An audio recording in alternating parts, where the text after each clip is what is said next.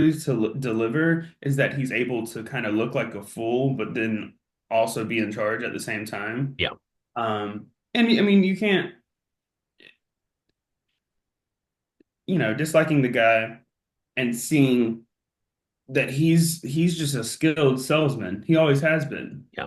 And like I think in some ways, when you never give in and you go all the way to, I will move heaven and earth for little things. Yeah. Uh, Not that he's like sitting there doing those things, but I think, the echoing or messaging that you're doing those things is more important these days than actually doing them, Yeah. uh, which is very unfortunate, I think, too. But I agree. I think that's why Trump was so effective. And that's mhm, why I think that, because if we're being honest here, right? Like, had we had a Biden of like 15 years ago, like immediately after the Obama presidency, follow mhm, suit and say like hypothetically, right? Like he followed Donald Trump. I think we right now would be talking about like his second inauguration, but mhm. because of his age right now, people and him dropping out and because like that if that news cycle was completely about his age. It was nothing about like his policies, other than maybe immigration. They harped a little bit on immigration, but that was never the biggest issue. It was always like his age. Does he have dementia? He can't get a coherent sentence out. There was never anything about, how he had helped to create, millions of jobs in the United States, how he helped to guide us back to nearly a 2% inflation. It's just very odd to think back at like the news cycle and seeing what they hyper focused on. It was something that was so superficial rather than what would benefit the American people. Because, like, hypothetically, say that, we get the same Biden that we've gotten for the past 4 years for the next 4 years, right? Like I said, we're heading back to a 2% inflation rate. We've, exceeded every one of our counterparts, everyone in the G7. Like we have completely, dominated when it came to markets. We've had record highs in the stock market every single year. Um, it's very odd. And not only that, hundreds of, or millions of jobs created, hundreds of thousands each year. Um, it's just very odd to think back continuous growth for the GDP. Like it's very odd to think back at like how he could have all of these positive economic factors and the hyper focus was on his age, right? Like how are we how are we benefiting so much and not able to look at that and see like, okay, yes, I get it. Things have gotten more expensive. 2022, obviously, there was a whole supply chain issue. There was, multiple things that contributed to inflation, but we managed to get that. That was across the world. That wasn't just a United States thing. That was something that was happening in the United Kingdom. That was happening within China. That was happening across Australia. Like every country was having issues with inflation. Every country was raising interest rates and trying to get it under control. And now we're starting to get back to that equilibrium. We're finally finding balance. And we've done that over the past couple of years. And we figured out how to recover from that catastrophic thing that we call COVID, the COVID year. And the only thing that they can hyperfixate is like Biden isn't able to articulate anything anymore, right? Like, I don't know. It's very odd to me to think that he could accomplish everything that he accomplished. And then the only thing that we talk about is, well, he was too old. Like, if he was too old, why were we exceeding all expectations? Why were we outperforming everyone else? but that's not. I mean, for one, that's not what anybody was hearing. Exactly. And for two, I think you had what it looked like within the Democratic Party is one, you had a big rupture around the war in Gaza and the approach to that. Um, and I think, you know, was that going to affect the overall election? No. Sorry, I living in Georgia, no, that's not, people aren't voting based on what's happening in Gaza. I sometimes wish that they could approach sometimes with the lens of a foreign policy, Yeah. but most foreign policy isn't what people vote on in America. Like it's usually domestic policy and how they feel around the economy. Yeah. And in a lot of ways, it makes sense though for a country who no longer really, a lot of people no longer really believe in the traditional politician model. They don't believe it delivers. They don't believe there's results coming to them. Yeah. Sure, it's going to somebody else, but it's not coming to them. And I think people sit there and they say, "Oh, well, they in Trump they see this fighter." No, no, no, that's not what people see. There's some people who see a little bit of a fighter, and because he's messaging to them, he's going to their networks, he's in their media ecosystem, echoing, I'm the stronger, I'm stronger, I'm stronger. I mean, you have 4 years of that outside of the White House from a figure like Trump, who frankly has dominated culture since the 80s, really. Yeah. I mean, like the way we see Donald Trump is as the businessman or like the politician now. But like really for most of my life, he's just been a celebrity. Yeah. Cameo in Home Alone 2, like going to WWE or whatever the fights and things like that. Yeah. He's a character. And I think that sometimes makes people very likable, the celebrityism. Um, and sometimes it feels like for a lot of people, with certain cultural changes, like Donald Trump is definitely speaking to somebody every single time he echoes certain messages, Yeah. but only certain people get it. Yeah. And I think sometimes that's a very powerful force, especially after people have been, especially Republican leaning voters, have been feeling very apathetic for years towards really things getting done from the government. They don't believe anything gets done.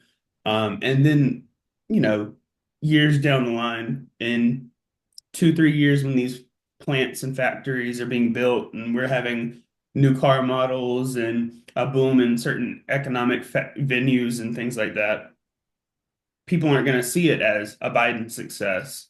They're going to see it as a Trump success. Yeah. Now, I think Donald Trump will probably do himself no favors and be able to come out just as scarred and wounded from the first time. And probably America too. Yeah. But I Yeah. mean, I think that's the thing of, I also think despite everything, with the election of Donald Trump and things changing and stuff like that, there feels like an appetite in the country, and it's not the unity around Donald Trump. I don't think it's more of a desire to no longer be in the place we were, Yeah. right? Like I think there's this drive to kind of get back to normal again in that concept of like after COVID, which I know we still are like it's been a couple years since COVID, but I think we're still in that mindset. When are things going to get normal again? When are things going to go back to when I was younger? And I think that's the thing. Like sometimes things just have to get done. And I see it. Like I'm less worried about my children's futures and things like that. Um, and until policy reflects that and the media narrative reflects that, I don't think we're going to really see people react to anything that gets done policy wise. Yeah. Um, It's you're hitting the nail right on the head because people like to have tangibles, right? Like they like to have something that they can see, and that's very easy for these municipal elections when um, you can what's it called? We're about to run out of time, by the way. We have 9 minutes left.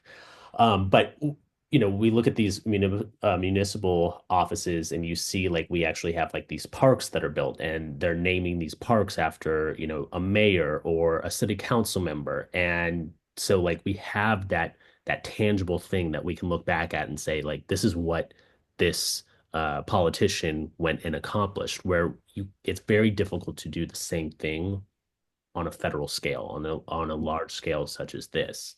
but I think it's because they no longer they approach it through, and specifically, well, no, I'd say both parties actually. Both parties approach it this way. Like I don't think I saw. Well, I saw one video of Kamala Harris knocking on a supporter's door and opening it and surprising them. I don't think I saw any of those where Donald Trump was there. He's usually at some big wig event where, it's rich people and Yeah. all these different types of stuff. But I think that personal door to door knocking, people meet you as you are far more than you think, Yeah. regardless of whether they have a Trump sign on their or a Trump flag up, or whether they're a little bit more Republican or an older person or anything like that. You open up that door and you ask them anything you're worried about, anything you're concerned about in the neighborhood or something like that. They'll respond. They'll think, no matter who it was. And I think going out and talking, having experience going out and talking to people during this election in a way that wasn't about the top of the ticket, right? Yeah. I made it more localized. And when you talk about local issues in a way that directly relates to somebody and you're speaking about it, I think people have a far greater impact with that. So it doesn't matter whether you identify as a Democrat or a Republican or whatever third party would have come up or anything like that in certain regions. Yeah. Um, it's more of a, I know them. They're local. They experience things like I experience it. Yeah. Um, and I think with that being said, the local can become the national. You just got to work on it. Yeah. And you've got to start showing up everywhere. There's no choice but to show up in certain communities. And it doesn't matter whether they're hostile to your ideology, whether they're pro, or whether they're just kind of there. Yeah.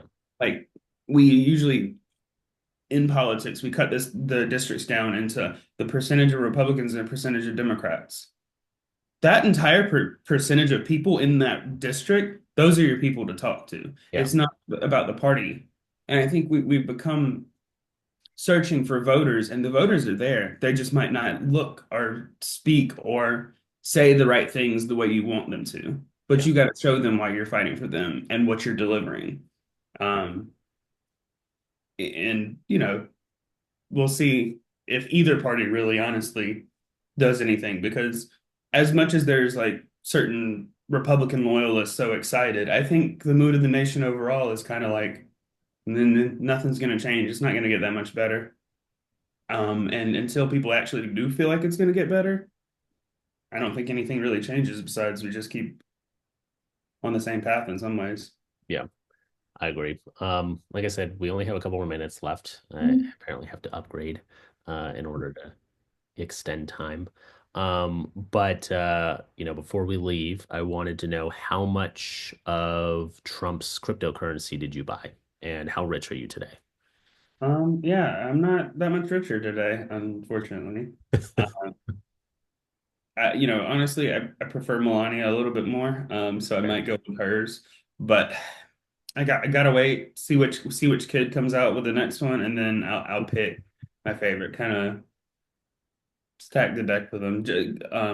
Get the whole collection of Trumps. Um, yeah, the grift is unreal. Um, and if any other politician had done this, he wouldn't have been able to get away with it. Yeah. And not only that, not a single Republican would let it go. And the fact that Republicans are right now celebrating the fact that he is embracing the crypto world and is Well, really engaging with that market is just, it's mind-boggling to me. I mean, I mean, Silicon Valley in a lot of ways has kind of chosen, they're going to normalize him for 4 years.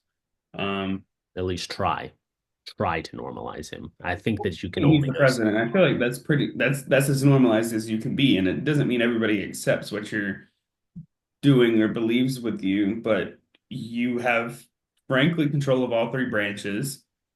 Um, the House is going to be questionable whether they actually have control.